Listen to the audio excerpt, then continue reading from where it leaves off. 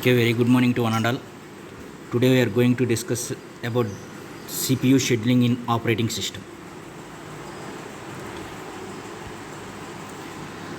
So this the CPU scheduling is the basis of multi-programmed operating system. Okay, so generally in the single processor system, only one process can run at a time. Others must wait until the CPU is to be free and can be rescheduled. So actually in the single system means that the single processor system only one process can run at a time. But what about the remaining process? Those remaining process must and should be wait until the CPU is to be free and can be rescheduled those processes. But here that's the objective of the multi-programming is to have some process running at all time. So to maximize the CPU utilization. So in this the multi-programming environment, several processes are to be kept in memory at one time. So when one process has to be wait, the OS take the CPU away from that process and gives the CPU to the another process. So here this one is the multi-programming environment. So several processes are to be kept in the memory at one time. When one process has to be wait, the OS takes the CPU away from the process and gives the CPUs to the another process. So that's the concept about here. It is the multi-programming environment. So that's the CPU scheduling is to be based on this the multi-program environment. Okay. Now let us see here it is. Yes. What are the different types of schedulings are to be there?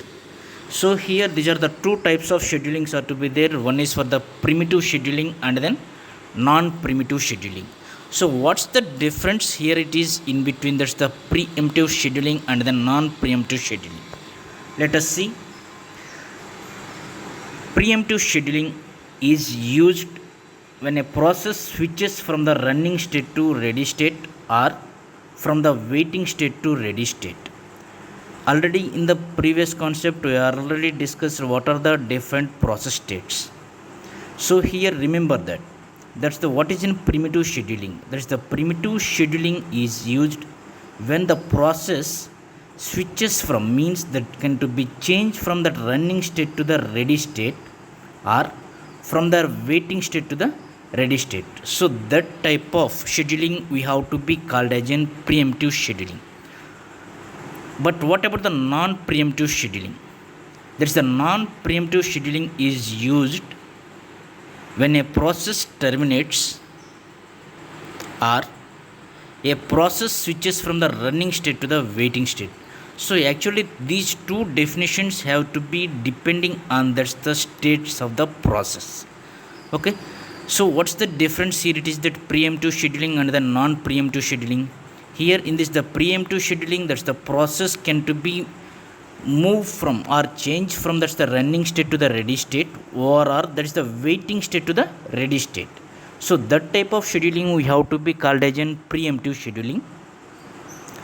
What is in non-preemptive scheduling? Here that's the process terminates. When that's the process has been terminates, so that one we have to be called as a non-preemptive scheduling or process switches from the running state to the waiting state. Okay, remember that. So that one is also we have to be called preemptive scheduling. So what's the key difference in between this the preemptive scheduling versus non-preemptive scheduling? Let us see here it is. In preemptive scheduling, the CPU is allocated to the process for a limited time.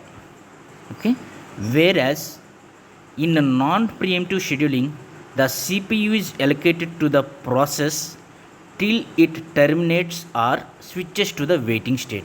That is the major key difference in between that's the preemptive scheduling and then non-preemptive scheduling. See this difference here in the preemptive scheduling that the CPU is allocated to the process for a limited time.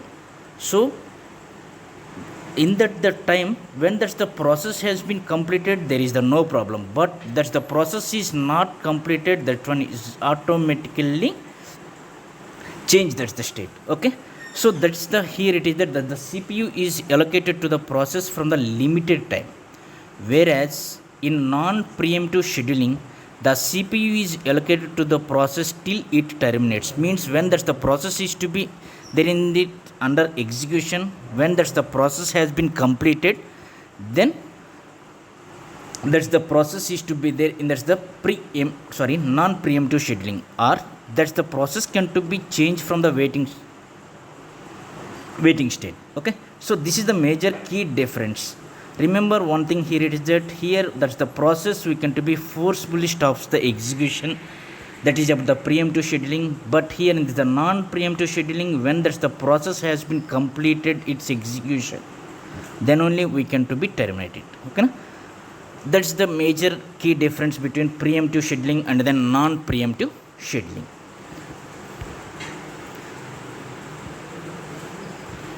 Now let us see here, it is that the next one is when scheduling is to be preemptive or non-preemptive. Already we have discussed what is in preemptive and what is in non-preemptive. So here that's the scheduling is to be based on these the states, or these are parameters. What are those? See these points. To determine if scheduling is preemptive non-preemptive, consider these four parameters. By based on these four parameters, we can to be specifying that the process is to be there in this the preemptive or then non-preemptive. Now let us see here, it is that a process switches from the running to the waiting state.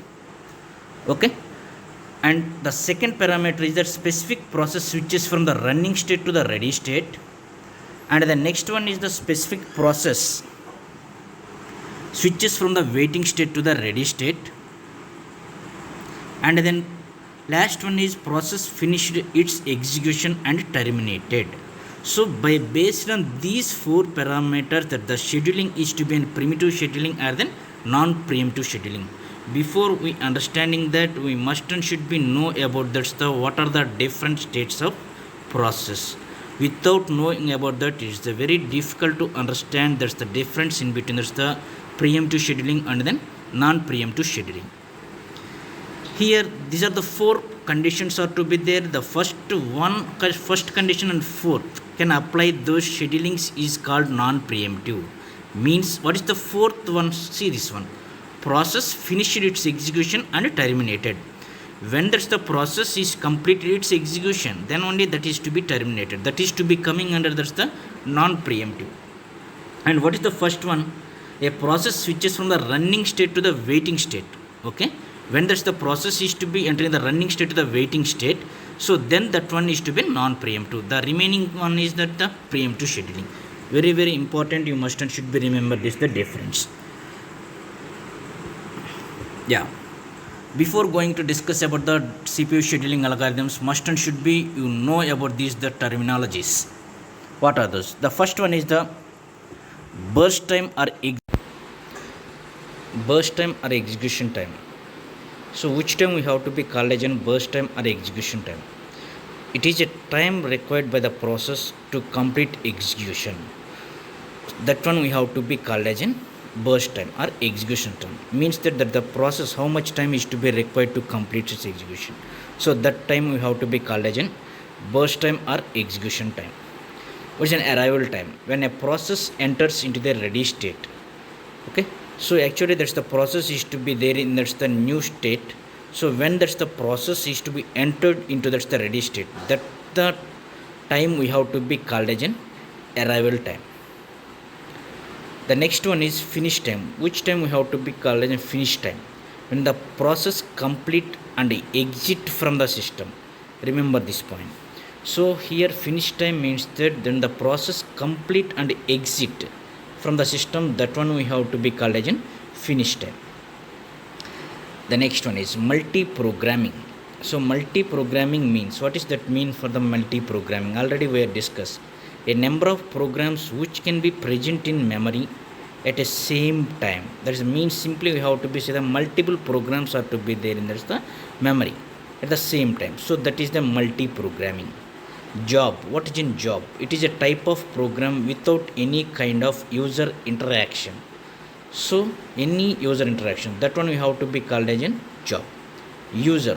So it is a kind of program having a user interaction. Okay. Process. What is a process? Already we know here it is that it is the reference that is used for both job and user, means that's the program under execution. So here it is used for that's the both the job and then user. The next one is CPU or IO burst cycle. So here it is that characterizes the process execution which alternates between CPU and IO activity. Okay, so here the CPU times are usually shorter than the time of the IO. So means that input output. Okay, here there is the alternatives between the CPU and then IO activity. So here there is the CPU times are generally usually shorter than that's the time of the input output operation. So these are the some terminologies we must and should be remember before that's the CPU scheduling algorithms, and some of them are to be there. Here it is that the first one is CPU utilization. The CPU utilization is the main task in which the operating system needs to make sure that CPU remains as busy as possible. Okay, so utilization, so how much time, so we have maximum utilizing, that's the CPU. Okay, the next one is throughput. Already this is the definition we already know about that. What is the throughput? The number of processes that finish their execution per unit time is known as throughput. Okay, the next one is waiting time. Waiting time is an amount that specific process needs to be wait in the ready queue. Remember this point, which waiting time is nothing but in which process needs to wait in that's the ready queue. So that's the time we have to be called as in waiting time. The next one is the response time. It is an amount of time in which the request was submitted until the first response is produced. So remember this point, this is the very important one, response time. It is an amount of time in which the request was submitted until the first response is produced. So that is about, that's the response time. The next one is the turnaround time. Turnaround time is the amount of time to execute a specific process. It is the calculation of the total time spent waiting to get into the memory, means that's the process is to be there in that's the waiting state and waiting in the queue and then executing on the CPU. So that's the sum of all these, that one we have to be called as in turned around time. So the period between the time of process submission to the completion time. Okay, the starting from the process submission to that's the completion time, it is known as a turnaround time. Okay, so these are the different terminologies you must and should to be remember before going to discuss about the CPU scheduling algorithms. Okay. Thank you. The next class will start discuss about that's the different types of CPU scheduling algorithms. Thank you.